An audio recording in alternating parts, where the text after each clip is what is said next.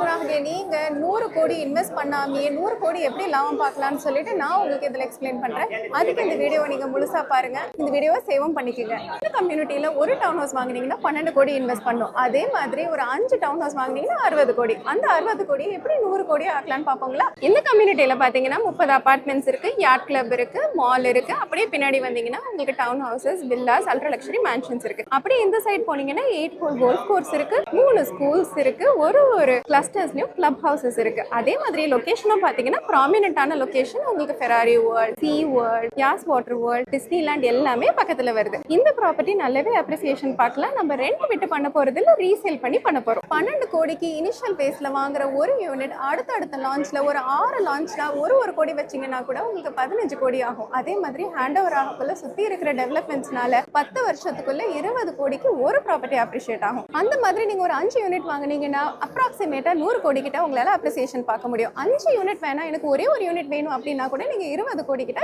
Appreciation பார்ப்பீங்க. அதுவும் நீங்க முழுசா கொடுக்க போறதுல இனிஷியலா நீங்க 20% தான் பே பண்ண போறீங்க. பேலன்ஸ் இருக்கிற பணத்தை 3 வருஷம் டைம்ல நீங்க பே பண்ண போறீங்க. இந்த மாதிரி ஒரு ப்ராப்பர்ட்டியில ஒரு நல்ல யூனிட் புக் பண்ணும் அப்படின்னா என்ன கான்டாக்ட் பண்ணுங்க. இன்ஷால்லா நல்ல யூனிட்டா பார்த்து புக் பண்ணலாம்.